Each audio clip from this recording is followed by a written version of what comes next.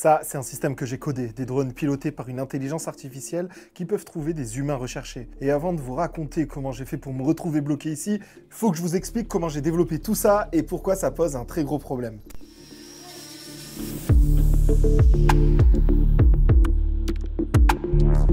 Quand on parle d'IA, les premières références qui nous viennent en tête, c'est Terminator. Bon, j'ai horreur de cette comparaison, mais dans cette vidéo, on va mettre les pieds dans le plat. Depuis des mois, vous le savez, le monde ne va pas très bien, avec des conflits un peu partout autour de la planète. Ça fait des mois que je regarde les journaux télé, à m'informer sur tout ça, peut-être comme beaucoup d'entre vous, et j'ai remarqué qu'il y a un mot qui revient souvent. C'est difficile à croire, mais oui, ce drone peut tuer. Des drones attaquent des véhicules ou lancent des grenades dans les tranchées. Voilà maintenant la nouvelle arme des narcotrafiquants, des drones. Les drones jouent désormais un rôle majeur sur le théâtre des opérations. Et je commençais à me demander si c'était des drones pilotés par IA ou par des humains.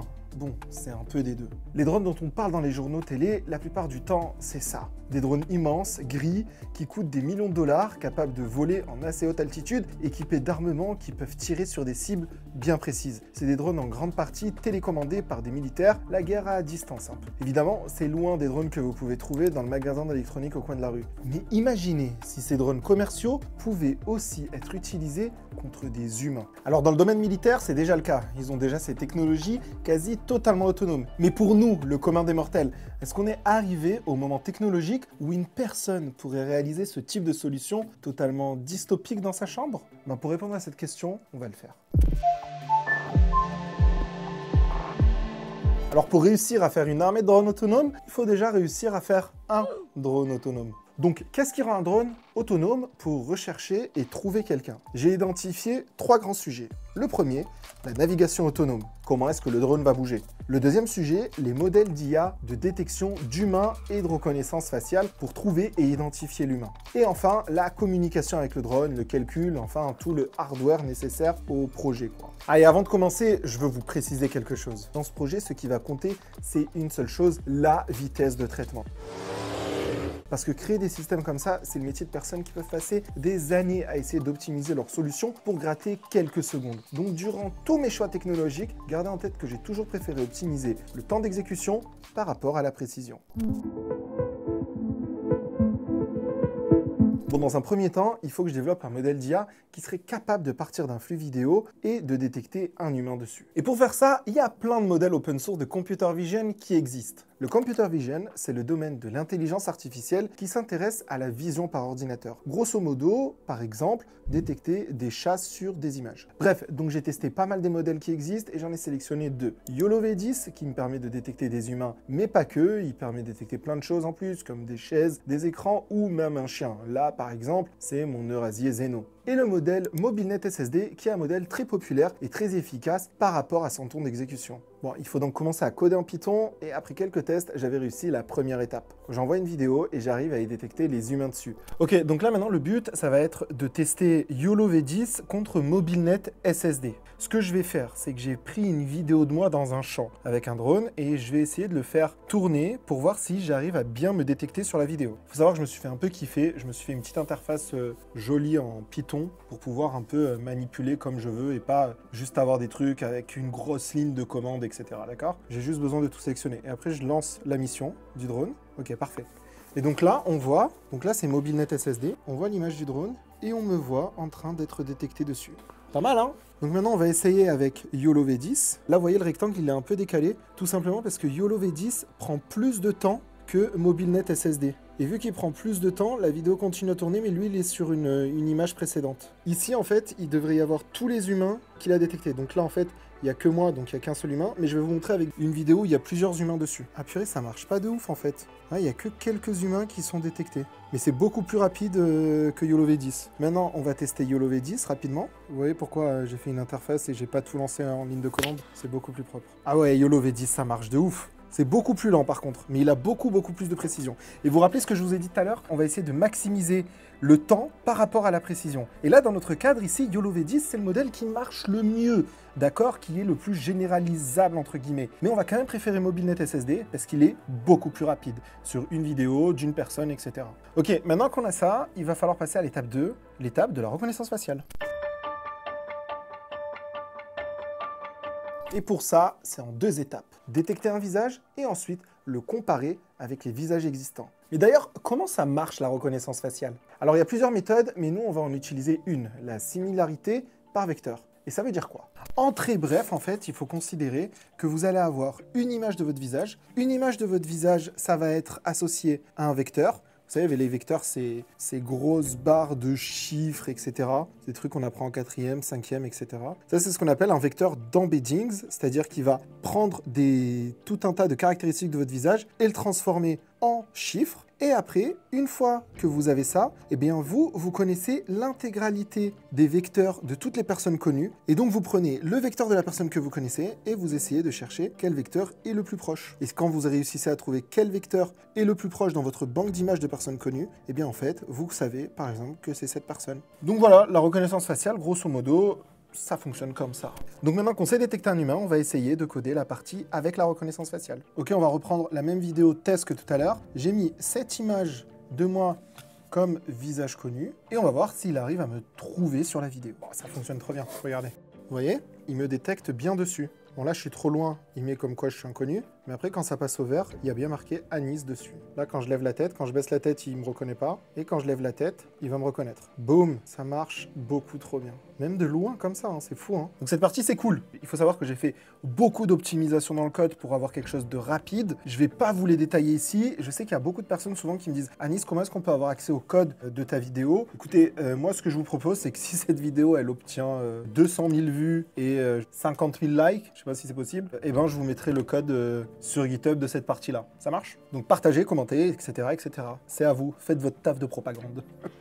Ok, maintenant qu'on a cette partie algorithmie, où on détecte un visage et un humain sur une vidéo, il est temps de passer à la partie drone. Et d'ailleurs, pour ce projet, si ça intéresse certains, j'ai utilisé deux grosses librairies open source, Ultralytics et InsightFace, que je vous mets en description comme d'hab. Bon, la partie algo, c'est bon. Maintenant, il faut des drones pour tester.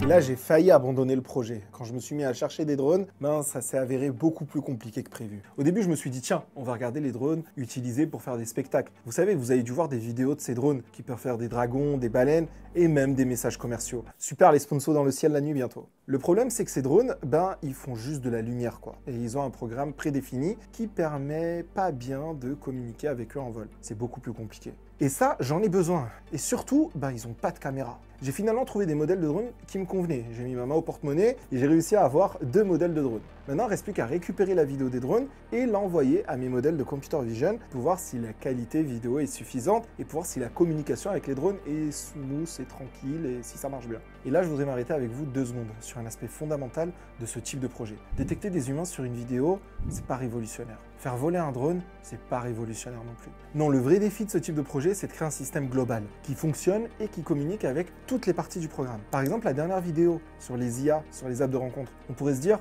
bah, c'est juste de l'IA qui répond à des messages. Oui, mais c'est le système automatisé qui est le vrai défi. Récupérer les messages, sélectionner les actions, s'adapter à la discussion, sauvegarder les interactions, etc. Bah là, avec le projet drone, c'est pareil. Donc gardez ça en tête toujours quand vous voyez ou si vous voulez réaliser ce type de projet, c'est toujours le système global qui compte. Bon, j'ai réussi à développer mon programme pour pouvoir connecter ce petit drone à cet ordinateur. Bon, cette partie du code, c'est la plus galère, de pouvoir prendre ce drone, le faire décoller, le faire bouger, aller en avant, aller en arrière, choisir son objectif, etc. C'est vraiment ultra long à développer. C'est évidemment sur l'ordinateur que tout le programme va s'orchestrer, recevoir l'image, envoyer les commandes en fonction de ce que l'ordinateur voit, etc. Donc vu qu'il est connecté en Wi-Fi, il peut aller à une distance de 20-30 mètres assez facilement. Ok, le drone il est connecté en Wi-Fi, donc en théorie, je vais initialiser le drone. Ok, le drone il est bien connecté, on voit que j'envoie commande, il me répond ok. Je vais commencer le stream pour recevoir une image. Donc là, c'est l'image du drone que je reçois qui est là. Bonjour à tous. Voilà, je tourne l'ordinateur, etc. Et en théorie, je vais commencer le processing et normalement, il va me détecter. Oh, ça marche trop bien, regardez, il détecte le mannequin derrière en inconnu et moi, il me détecte en tant qu'Anis, regardez. Boum! Ça marche beaucoup trop bien, c'est incroyable. Il détecte l'autre mannequin derrière ou pas? C'est ultra rapide quand même, hein? Oh là là là là là. Trop content. Donc, maintenant qu'on a cette faculté de voir comme on veut l'humain, le visage et qu'il est reconnu et donc que je peux communiquer avec lui. Donc là, vous voyez que l'ordinateur communique avec le drone envoie des images et l'ordinateur fait tout son processing ici. Bah maintenant, il ne reste plus qu'à passer qu'à la partie où on va le faire voler et à la partie navigation. Et là, en l'occurrence, il faut implémenter un algorithme de recherche et destruction, entre guillemets. C'est-à-dire qu'il va chercher et quand il va trouver sa cible, savoir ce qu'il va faire. Et ça, c'est la partie la plus compliquée. Mais déjà, on a réussi à avoir l'algorithme de détection d'humains, l'algorithme de détection de visage, la communication avec le drone. Et maintenant, il ne reste plus qu'à le faire voler. Bon, maintenant, il est temps de faire voler ce drone, donc passons au code de la navigation. Sur YouTube, j'essaye de vous proposer toujours des expériences qui vont de plus en plus loin, mais ça me demande énormément de temps. Donc, si vous êtes arrivé jusqu'à là dans la vidéo, n'hésitez pas à cliquer sur le petit bouton abonner, un commentaire, un like, un partage, ça m'aide beaucoup dans ma création de contenu. Merci à vous. Et là, c'était la catastrophe. Comment réussir à avoir un plan de vol adaptatif et intelligent qui va s'adapter à ce qu'il voit? J'ai cogité et j'en suis arrivé à une solution qui me paraît OK. Le drone vole et explore la zone. Quand il voit un humain, il s'en rapproche. Et s'il voit le visage de la personne qui cherche, ben il lui fonce dessus. Bon, pour l'instant, j'ai pas de meilleure idée. Mais le problème, c'est que ces drones ne sont pas équipés de lidar ou d'infrarouge pour évaluer les distances. Donc j'ai fait un petit théorème de Thalès pour évaluer la distance à l'humain en fonction de la taille du visage. Vous voyez que les maths de 4e au collège, ça sert. Ok, donc là maintenant je vais le faire voler. Son but, ça va être d'essayer de me trouver et de foncer sur moi. On va vérifier si l'algorithme fonctionne bien. Il faut savoir que pour l'instant, notre drone, il n'a pas d'évitement d'obstacles, d'accord? Il va juste chercher un humain et le trouver. Pour faire de l'évitement d'obstacles et lui permettre de naviguer dans des pièces, etc., on pourrait rajouter des modèles de segmentation d'images comme ici. C'est des modèles qui permettent de mesurer la profondeur de champ juste sur une image en 2D. C'est notamment par exemple utilisé dans les Tesla, dans des voitures autonomes. Là, ici, je ne vais pas le mettre parce que ça prendrait encore plus de temps à notre processing, d'accord? Mais il faut savoir que ça fait partie des axes d'amélioration possibles. Allez, comme tout à l'heure, on va recliquer sur Launch Drone Mission et ça devrait le faire. Je vais embarquer la caméra, comme ça au moins, je vous montre tout ça. Ok, donc drone, il est là. Mon programme, il est là. Et normalement, j'espère que tout devrait bien fonctionner. Le drone, il est bien connecté à l'ordinateur. Donc, je vais cliquer sur Launch Drone Mission et il devrait décoller. Et on va voir tout ça ensemble. Donc, normalement, il devrait décoller. Nice. Et il tourne, il doit chercher, je pense. Il va s'approcher. Moi, j'aimerais bien qu'il se tourne vers moi, quoi. Ok. Je suis là. Ça fait stresser quand même. Wow, wow, wow, wow. Bon, je pense que si je m'étais pas écarté, il m'aurait foncé dessus. Bon, il a fini par se cracher en plusieurs morceaux. Tac, tac, tac, il est là. Mais écoutez, moi, je pense que c'est une mission assez réussie. Mais le problème, en fait, c'est que là, il y a trop de choses autour de moi, etc. Il faut que je le fasse avec plusieurs drones et surtout dans un environnement beaucoup plus ouvert sans tous ces obstacles. Let's go. Et surtout, il faut que je passe d'un drone à plusieurs drones. Cette vidéo, évidemment, c'est pas un tuto pour vous apprendre de A à Z à réaliser ce type de système. D'ailleurs, je pourrais avoir des problèmes avec YouTube si je faisais des tutos pour réaliser des systèmes potentiellement nocifs. C'est comme d'hab, plus pour vous parler des technologies à l'intérieur et de se questionner sur cette application. Donc, je vais dev un peu de mon côté rapidement et je reviens. Enfin, rapidement, ça va prendre quelques mois quand même. Bon, après plusieurs mois, j'avais enfin réussi à faire mon système avec une flotte de drones. Il ne reste plus qu'à le tester. Et pour ça, j'ai acheté des mannequins, j'ai préparé un petit plateau d'expérimentation et on va les faire décoller. Bon, maintenant, le but, ça va être d'essayer de voir si les drones dans un environnement un peu ouvert, avec des mannequins autour de moi, qui sont d'autres humains, peuvent réussir à me trouver au milieu de ces mannequins et ensuite venir foncer sur moi. J'ai modifié pas mal le code, donc normalement, ça devrait bien fonctionner. Et pour réaliser tout ça, j'ai 4 drones à ma disposition. J'en ai un gros et 3 petits. C'est ces drones qui vont devoir réussir à me trouver au milieu de ces mannequins. Bon, on va essayer tout ça. Let's go. Bon, le problème, c'est que je les ai fait décoller beaucoup trop proches apparemment au lancement. Certains se sont directement cassés la tête. Et en relançant l'expérience, il y en a 2 qui se sont perdus. Un qui a foncé dans le mur et l'autre qui est parti beaucoup trop loin. Genre là, littéralement, il s'est barré facilement à 30 mètres. Et une fois que je me suis joint au mannequin pour l'expérience, il y en a un qui a assez bien réussi son taf. En cherchant les humains, en s'en approchant, en les identifiant les uns à la suite des autres, et enfin, en me trouvant et en me fonçant dessus. Imaginez ce type de solution automatisée dans une foule. D'ailleurs, j'ai eu pendant un petit instant un flash quand j'ai vu toutes ces machines autonomes là devant moi. En voyant ce drone devant moi, je me suis dit, est-ce que je suis pas en train de vivre une dystopie qui pourrait être pas si lointaine que ça finalement, et plutôt réelle? Mais attendez, l'expérience, je veux la pousser encore plus loin. Moi, je veux des drones qui me trouvent et après qui déclenchent une action. Juste foncer sur moi, ça me suffit pas. Je peux esquiver facilement, je suis rapide. Imaginez plutôt qu'il m'asperge d'une substance de farine, par exemple. Bon, vous pouvez facilement imaginer qu'à la place de la farine, des acteurs malveillants pourraient utiliser des choses plus nocives. Bon, en bidouillant et en bricolant un peu, j'ai monté un petit boîtier que je peux installer sur le drone avec un petit déclencheur ici qui pourrait être n'importe quoi, qui va se déclencher par Bluetooth par l'ordinateur, par exemple quand le drone est proche de la personne, et donc qui va activer, là vous voyez, boum. Donc le but c'est que j'installe ça sur le drone il va décoller, il va me voir, venir sur moi, ou même au-dessus de moi pour pas que je le voie, bref, on peut imaginer tous les scénarios, et quand il est suffisamment proche, il active son système et boum. On va essayer ça? Let's go. Ok, la première étape, c'est de vérifier si le drone, il peut porter le poids de ça. Parce que quand même, en vrai, c'est un peu lourd. Il y a quand même une grosse pile, etc. Je suis pas sûr qu'il puisse porter un truc comme ça. Bon, on va tester. Ok. Bon, voilà à quoi il ressemble. Mon drone équipé de mon petit système. Il n'y a plus qu'à espérer qu'il fonctionne bien. On va voir s'il décolle.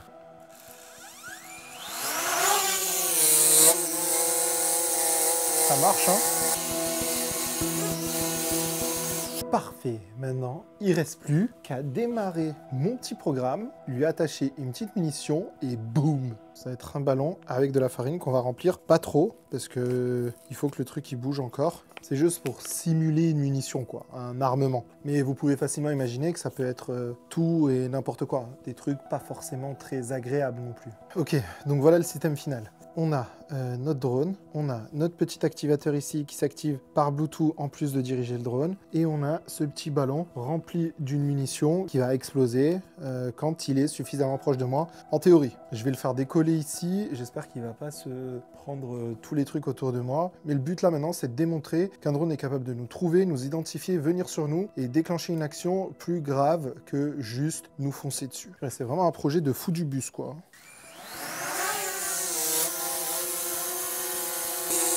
Non, il a plus de batterie. Non.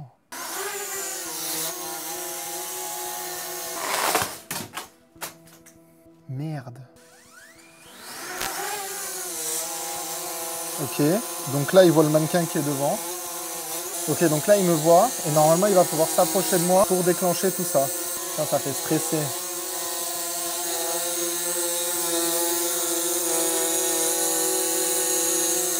Je pense que ça marche pas. En fait, je l'ai vu, il a bougé, mais ça a pas tourné. Il est bloqué en fait. Non! Ok, deuxième essai. Là, cette fois-ci, l'aiguille qui est là, elle est un peu plus loin. Donc en théorie, elle devrait venir censée couper là pour déclencher tout ça. Ok, donc là, il m'a vu. Normalement, il va avancer vers moi et décharger sa munition.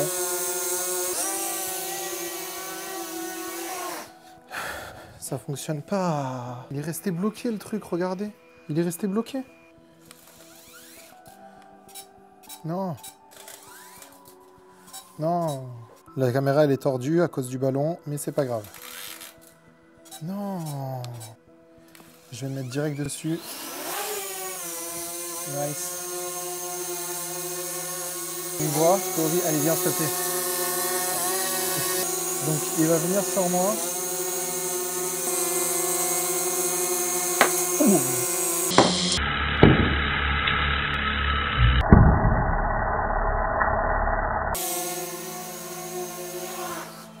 Est-ce qu'on peut compter ça comme un succès? Moi je pense.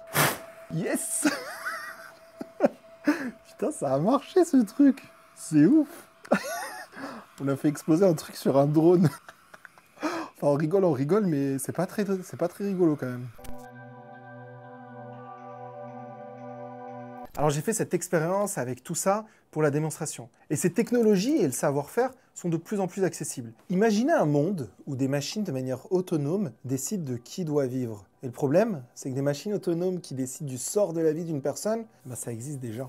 Je m'appelle Louis Taillant, je suis un ancien officier des opérations spéciales. J'ai travaillé pendant plus de 10 ans dans les opérations spéciales chez les commandos marines et j'ai fait un petit peu de temps dans les services de renseignement. Donc j'ai eu l'occasion de voir pas mal de choses justement concernant tout ce qui était algorithme de recherche et de suivi, concernant les drones, et surtout sur la partie renseignement. Est-ce qu'aujourd'hui, les armes autonomes, ça existe? Alors ouais, les armes autonomes existent, toute la techno existe, et ce qui est d'autant plus intéressant, c'est qu'elle a existé pendant pas mal de temps, mais la vraie disruption qu'il y a, je trouve, aujourd'hui, c'est qu'elle est accessible pour tout le monde. C'est-à-dire qu'elle s'est vraiment généralisée, on a ça pour pas cher. Toutes les briques existent, il s'agit juste d'avoir un petit peu de temps pour assembler les briques et se retrouver avec des scénarios comme Black Mirror, dont on avait parlé, avec des drones autonomes avec leur propre système. Ouais. Et c'est quand qu'on a vu apparaître les premiers drones autonomes? Alors il y a un historique défense dont moi je peux parler, qui concerne notamment l'administration Obama. Donc nous on l'a vu sur les opérations, il y a eu un avant et un après, avec notamment l'apparition des grands drones stratégiques. Donc c'est les drones type Reaper, donc c'est des grands drones qui volent très très haut, à des altitudes d'avion de ligne, et qui ont embarqué des plateformes de communication, d'optronique, et ils ont aussi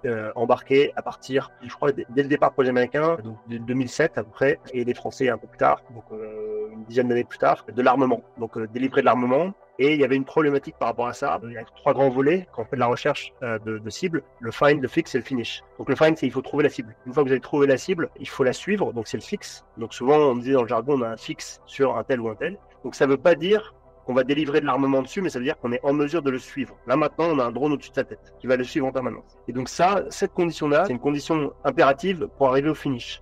Et le finish, donc c'est en règle générale une neutralisation avec un drone qui va délivrer de l'armement.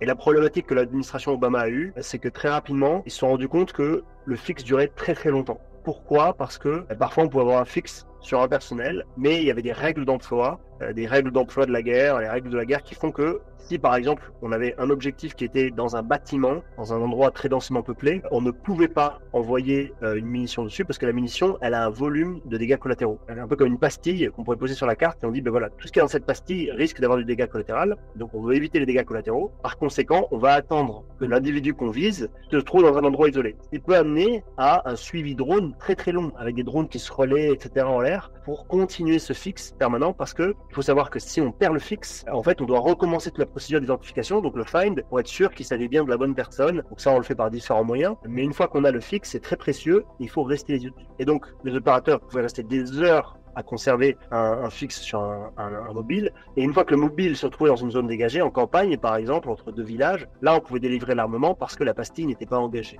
Et donc au fur et à mesure de l'évolution, notamment des technologies autonomes, on s'est rendu compte que en fait les drones, ils pouvaient avec un peu d'algorithme faire le suivi mobile tout seul. En gros, quand le personnel montait dans un véhicule, dans une moto, en fait le drone il suivait tout seul la moto, et donc l'opérateur il pouvait être un peu en retrait par rapport à la machine, pas collé à l'écran. Et ensuite il y a eu le niveau suivant où on s'est dit en fait finalement, est-ce que la machine elle peut pas décider elle-même de délivrer l'armement quand la pastille n'est plus engagée? Pourquoi ils ont eu cette réflexion? Ils ont eu cette réflexion notamment lorsque la météo faisait qu'il y avait des disruptions dans le fixe. Ce qui fait que par exemple il y a un problème de communication entre le drone et la base et des pilotes de drone, et ben en fait le drone relâchait un instant le suivi sur le mobile, retrouvait le suivi, mais comme il y a eu une interruption, légalement, on ne pouvait plus assurer que c'était la même personne qu'on suivait. Et donc, par conséquent, les gars se sont dit, en fait, si il y a une interruption au niveau technique, celle-là, elle peut être parée par le drone lui-même, qui lui garantira le suivi en permanence. Et donc, ils se sont dit, en fait, finalement, le drone, il peut suivre en permanence tout seul, donc il y a le suivi mobile, et ensuite, ils se sont dit, en fait, il peut finalement faire le finish tout seul,